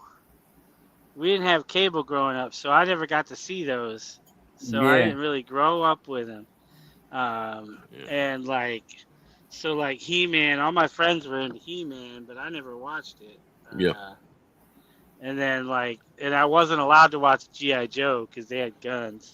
No. Yeah, G.I. Joe didn't titty and I can watch Elmer Fudd shoot himself in the head 8 times, but I can't watch G.I. Joe. Yeah. Yeah, I never understood that, but whatever. It was the way it was. Have you ever seen though? There's G.I. Joe ended up having Sergeant Slaughter from WWE, WWF at the time, and they made him a figure. That was crazy. I remember. I saw that. I remember hearing about it. I had wrestling action figures, which is funny because I wasn't allowed to watch most violent stuff, but my mom would let me watch wrestling. So, like, did you ever watch Did you ever watch the wrestling cartoon show? What they did? I never watched the cartoon. The wrestling cartoon. I never watched the cartoon, but I had I said, I had a little ring, and I had the action figures. I think we got them at like a flea market or something, which is probably why my mom let me get them. But like, I got a whole big set of them. So like, I had like all of them: Hulk Hogan, Ultimate Warrior. I had all of them. The whole WWE lineup. Like everybody. Jake the Snake, Hacksaw Jim Duggan. You know. They were but they were the old Hasbro ones, weren't they? Where the arms would kick out and you could do a close. Yeah, they had like a button in the back that would do like the kung fu action or whatever. I remember my cousin. He had the ones where you could shove the finger in, and you put the finger in the back end because it had a little hole, and they were the little finger wrestlers that you'd have. And then of course he had the WWF ring and them wrestlers, and I used to play with them like Hulk Hogan and stuff. And I started getting them. What about you, Grump? What was your favourite cartoons as a kid growing up, my brother? What did you used to watch as a kid? Well, we started out with the Flintstones, but you know we graduated to Looney Tunes. You know, when they came around. But and then of that whole bunch, I mean, of course, you know, Bugs was always funny, but I guess Foghorn Leghorn and Yosemite Sam were probably. Fargo and Leghorn was there. Stand up, boy! You're falling all over yourself. That's right. I said, boy. Yeah. Fargo and Leghorn was great. Yosemite Sam was great. Yeah. Just all that stuff. I was just thinking it like Grape Ape. He was fun. Yeah, so many Heathcliff. Roadrunner Coyote stuff, man. Yeah, the old Roadrunner Coyote stuff. Oh yeah, that's weird. So let's get from cartoons. What was your favorite program with human people in? So mine, live people. There used to be reruns. There used to be reruns on TV of Batman, Adam West. And we used to gate on a Saturday, of course, the first show, and then we get the second show, of course, what happens next on the Sunday. And I used to watch the reruns, the old Batman show. That was the kind of program that I watched growing up. Apart from that, when things got into the 90s, it was, of course, WCW, then Baywatch, then Blind Date, then my grandfather.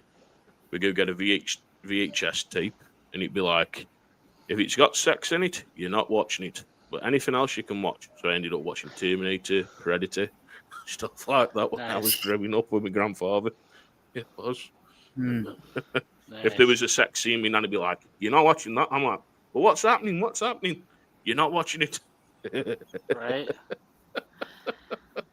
Yeah, I mean, like, I think fun times. When I think of, like, TV shows from when I was a kid, I think, Gilligan's Island, the Beverly Hillbillies, Addams Family. So Monsters. Addams Family I didn't watch until later. Monsters I definitely watched. What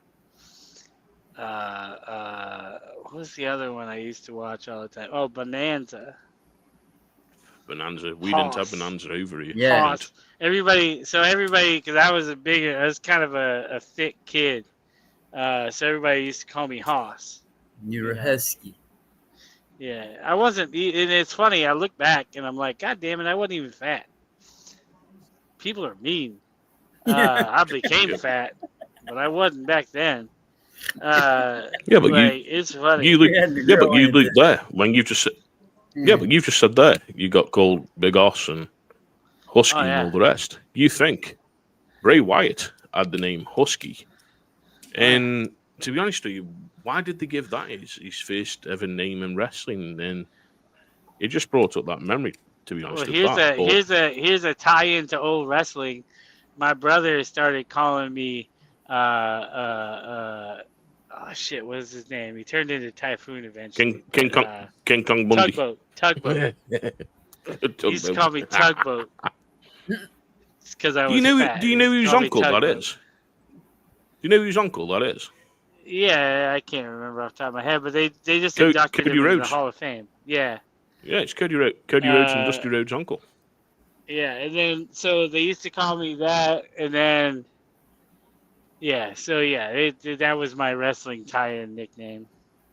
Mm-hmm. What about you, Grump? What shows did you watch? Well, just like Matthew talking about like Bonanza, Gunsmoke. Mm-hmm. I was gonna say, I bet you watch Gunsmoke. That's my dad's favorite show. Yeah, Rifleman, Beverly Hillbillies, Dragnet. Yep. Adam 12, Emergency. Mm-hmm. All those. Dragnet used to be funny, man, because you go back and watch some of the old reruns of the Dragnet shows and just watch how Joe Friday, man, stiff detective by the book, and then he gets on those tirades, about talking about drugs and stuff. And it's just, to listen to it today, it's hilarious, but back then, there's so many. Like serious business, man.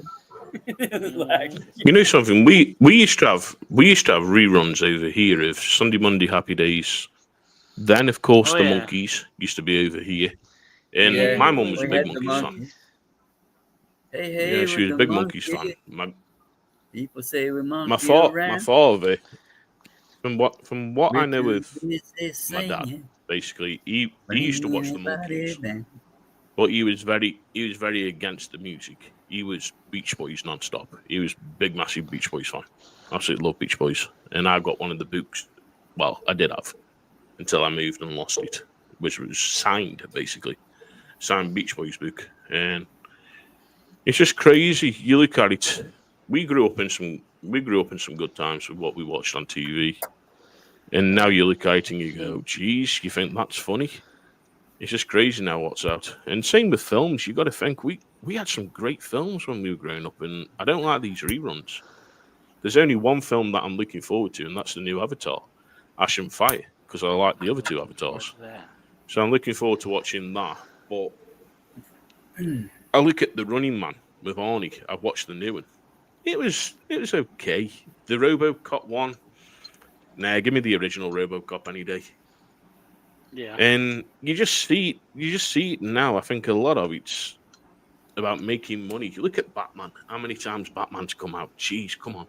Seriously, you can't beat the originals with Michael Keaton and stuff. Even the Adam West Batman film that they made, that was great when he pulled out the shark repellent and you could tell it was a fake shark biting his leg. And they sprayed the shark repellent and the shark dropped off from the helicopter. It was then. It was that pop culture. And you think of MTV, and we had MTV. What music we had playing on there and stuff, and how MTV blew up, and what's happened now. You look on TV, there's no music channels now over here in the UK. All the original music channels that we had, they've all gone. You're lucky if you can find VH1. And now MTV is all about reality TV shows, the Kardashians. Who gives a shit? Yeah. When the Kardashians go for a pee and go for a shit. Who gives a crap? I don't give a shit about them having a poop and having a wee and talking about the daily life. Oh, I've just had my period. Whoop-de fucking do. I don't give a shit. I don't want to know about that. Yeah. Well, that's the kind of shit that sells these days. And you think, geez, take me back. Take me back. Take me back to the 80s. It was good. But you know something, great time again, guys, for you guys tonight. And like I say, we've got 2 more shows, everybody. So we are live on the 9th, and then we're live on the 16th. Of course, 7 p.m. Eastern start, 6 p.m. Central, 4 p.m. Pacific, midnight in the UK. We're going to be live next week. We're going to be talking about cigars, of course, Christmas, what's coming up at Christmas and what we do, what we're looking forward to.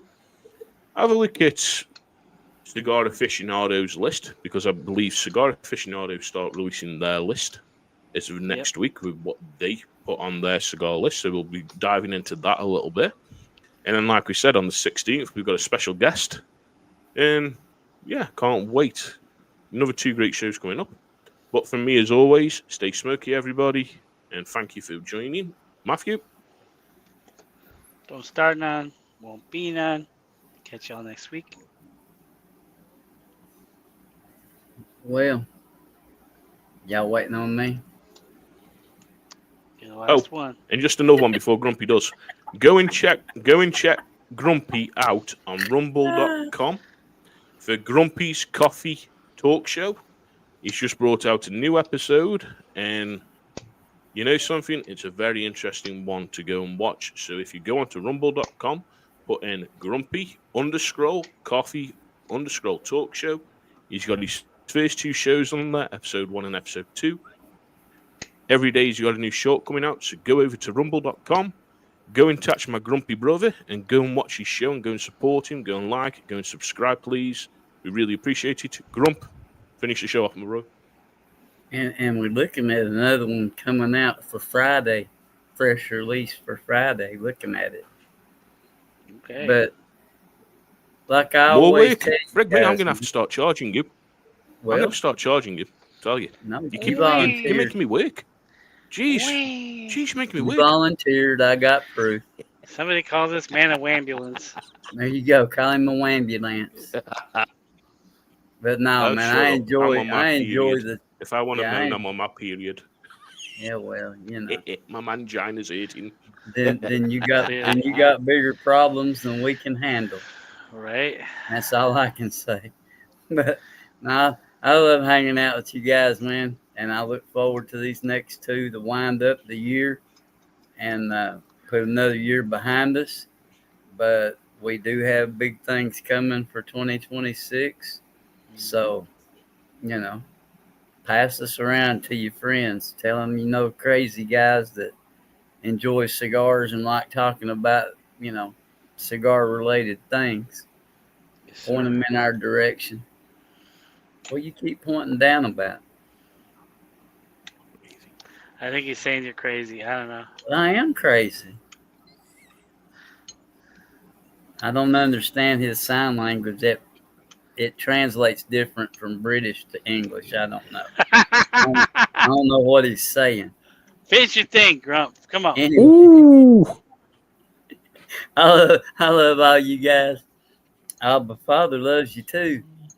But if he's not driving the bus, y'all better swap seats because you're fixing to crash.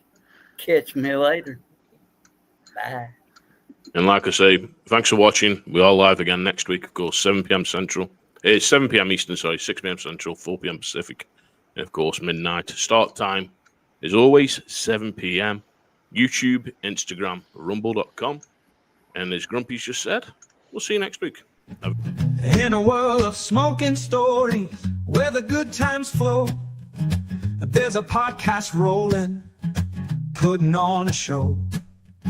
The three amigos gathered, mic in hand, you see. The Cigar Loons are calling, wild and fancy free. Oh, guys with his laugh, a booming, joyful sound. Grumpy with his wisdom, feet firmly on the ground. And Matthew, ever thoughtful, with a quip and a glee. The Cigar Loons are living out the podcast dream. From humble beginnings, just a thought, the spark. Now they're lighting up the airwaves, leaving their mark. They talk of life and laughter, and the cigars they hold dear, dispelling all the worries, banishing all fear. Oh, guys with his laugh, a booming, joyful sound. Grumpy with his wisdom, feet firmly on the ground. And Matthew, ever thoughtful, with a quip and a glee. The Cigar Loons are living out the podcast dream.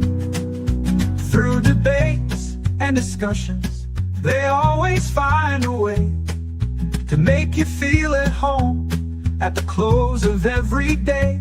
With tales from their adventures and insights sharp and keen, the Cigar Loons are truly quite the listening scene. Oh, guys with his laugh, a booming, joyful sound. Grumpy with his wisdom, feet firmly on the ground.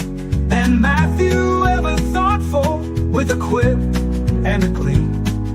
The Cigar Loons are living out the podcast dream. So light up your stogie, settle in and hear. The Cigar Loons are talking, bringing joy to your ear. Guys Grumpy and Matthew, a perfect smoky blend. Tune into the Loons until the very